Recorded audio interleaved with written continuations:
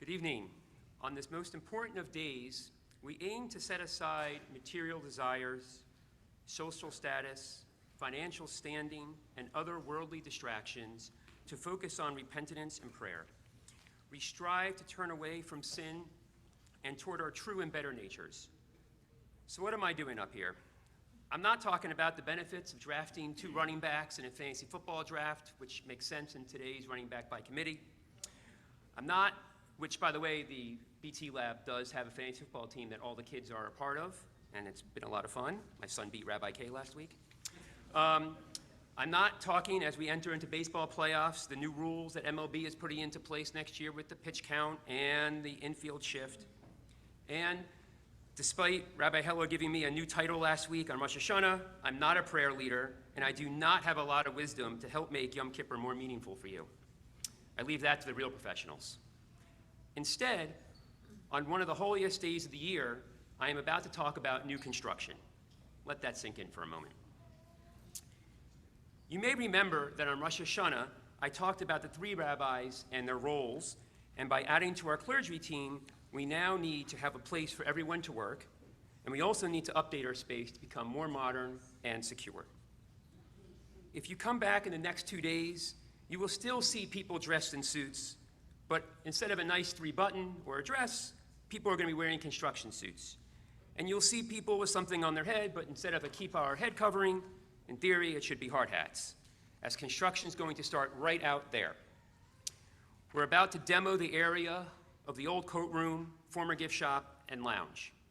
We're going to be building a new office for Rabbi K, a smaller coat room, because let's be honest, that was not really utilized great, and a lounge for people to gather, and a teen area as well. We will also be building a security office, which sadly in today's day and age, we need to always be vigilant, and this security office will give the good people from Sandy Springs Police Department a base of operations and an ability to monitor cameras and be in more places at once. Before about a year or 2 ago, I never questioned the timing or appropriateness of Yom Kippur appeals or talks about money, either directly or indirectly, mainly because I did not think I would have to deliver such a speech before then, even though I've heard it a number of times over the years. As Rabbi Heller mentioned, I grew up at the synagogue. In fact, we started coming here after I became friends with Adam Pollack. We met in Mrs. Ross's first grade class at Vanderlyn. His parents were members of the shul, and 2 years later, we became members. By no means was my family here from the start, because we didn't join until around 1985, which for many in this room would still be considered new members. I went to Hebrew school here when it was Tuesday, Thursday, and Sunday, so 3 days for 8 hours. I got bar mitzvahed here. I volunteered to be a helper on Sunday school. I had my confirmation ceremony after a group of us finished a midrasha class. I had my ofruf here. Random fun fact, the Torah portion for my bar mitzvah and ofruf are the same. I remember coming back to services when I was home from college. Another fun fact, even though it was before Rabbi Heller being here, I went to college with his sister. We were on the yearbook club together, which alone was fun, but the yearbook club had the best softball team, and we won not once but twice. Nothing to do with me. I just recruited players that could play. Rabbi Heller married Martin May. He had some traveling to do that day, as he did not 1 but 2 weddings. He was in New York in the morning and in Baltimore in the afternoon for our wedding. My son had his bris here. My son had his piyut habin here, which is a kind of a neat service, and if you don't know about it, you can Google it, just not now. My daughter had her baby naming here. Next year, my son will have his bar mitzvah here. So I've been around and I've seen some things. I remember when we used to have a stage, and for some reason, the Zarets and the Zadofs would sit way in the back. I'm not sure if they thought it was alphabetical or not, but that's where they sat, although there's some musical chairs going on tonight before I wrote this. So, but I don't know why, because Rochelle and Alan Ziegler used to sit there. Now they're there. I remember where the Levins and Reingold sat. They're there, but now they were there. I remember where the Tenenbaums and Chaikin sat, which was there, but now Alan's over there. And the Resnicks and Rubens and Nancy, they were all over there. So over the years, I could tell you almost where everyone sat year over year. I also remember each year people would get out the pledge cards and fold down the tabs, and then people would come around and pick them up. That we are actually doing again this year. Perhaps next year we'll move to Venmo or Zelle. This is now usually the part of the speech where someone starts talking about all the things that are going on in the synagogue and how and why the financial support is needed.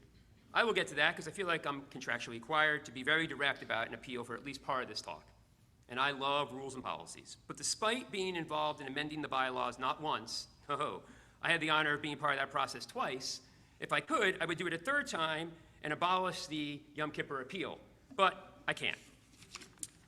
But let me briefly say this. First, over these past few years being on the board, I have learned that we have a real budget. And each year we try to be a little more ambitious. We try to do a little more. We try to provide more services. We try to provide more support and more programs. Second, to make sure no one has any doubts, the pledges we receive this holiday season is of utmost importance to the overall operations of the synagogue. Third, and I want to mention the fact that while this is fairly new, our prior president, Michael Siegel, took on a project and started a foundation for legacy giving so that we can create an endowment so that we can have financial security for generations to come. Perhaps you've seen the large board in the lobby. More on that tomorrow. For those of you that have already donated, thank you. For those that are planning to do so today, thank you. Perhaps being direct, for those of you that are able to donate but don't, ask yourself why not. A quick story. I remember when I drive home from work, I listen to NPR, and I remember once I was listening to Marketplace, and there was one of their fund drives or appeals, and I remember listening, and they were talking about the appeal, and it was all these commercials about it, and the person came on and said, if you're listening to the commercials for the appeal, you're clearly engaged in the radio station. I thought about it for a little bit. I'm like, yeah, I am listening to this. So that night, I went home, and I donated.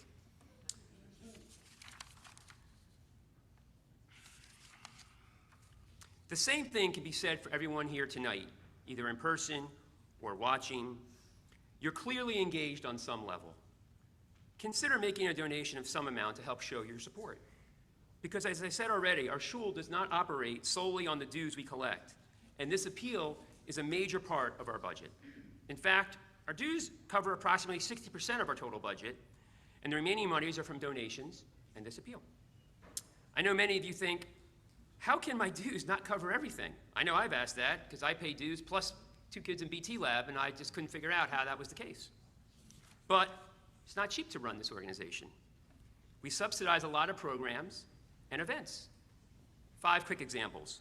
When we have a Friday night dinner at the shul, I can tell you that a kosher meal for a family of 4 isn't the $20 to $50 we charge. Unless there's a bar and bat mitzvah, we have a kiddush every Saturday at no cost because it's fully paid by the synagogue. We subsidize BT Lab for all the teachers and programs. The adult education is at no cost. We have a large amount of money we spend on security. We're lucky enough that we have the officers here for every Shabbat and every major event, not just the high holidays. So, are some of these topics opportunistic and incompatible with the spirit of Yom Kippur? Yeah, it is. But I want to talk about these things tonight because it's one of the best attended events of the year, and I can appeal to the greatest number of people. I really want to talk about the growth of our shul and how we are constantly growing and changing and trying to do more and provide more, not just religious services, but community services to our members. It is one of the main reasons we are embarking on this new construction process, because with having 3 rabbis, we have the ability to do more and engage with more people.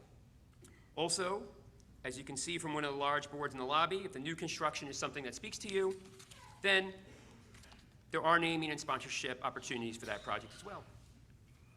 Because that is our synagogue in the real world. A holy community, yes, but one with financial needs, some predictable, some unexpected, that even the sincerest, most heartfelt prayers cannot change. Our presence as an egalitarian, loving, religious family, our commitment to Jewish values, our open and welcoming culture, our promotion of open-mindedness and mutual respect, our encouragement and training of children and adults to participate as prayer leaders, not as a means to an end, but as a reward in and of itself. No spreadsheet can capture the value of these gifts. We are here for all. We do not have a more lavish sanctuary for our elite. Despite the new constructions, there's no plans of having an executive lounge for smoking and drinking martinis, although we do have scotch sometimes after certain services for everyone that comes and if you're of age. We do have a great staff and many community members whose efforts deserve as much gratitude as we can give. Rabbi Heller, our spiritual guide and resident IT specialist, which services we get for free, folks, so that's nice. Rabbi Bright, our second spiritual leader and engagement specialist. Rabbi Kay, our spiritual rabbi who is responsible for learning and education for all age levels. Natalie Sarnat, our great executive director with legendary patience and perseverance. Our Torah readers, our prayer leaders, board members, committee chairs, and committee members, and many more. Their immeasurable contributions keep our shul both whole and holy. Whether you can make a financial pledge or not, please consider joining a committee, sharing your knowledge and skills as a Torah or Haftorah reader, or learning to do so, being a service leader, or a volunteer to meet needs as they arise. Your donations, whether of money, time, brains, or muscle, truly are deeds of loving kindness. In an effort to engage more, I encourage all of you to try one new thing this year and see what you think. By the way, tonight does not count.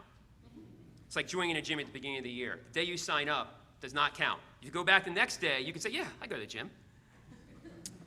I hope to see the synagogue as a place where you find spiritual fulfillment.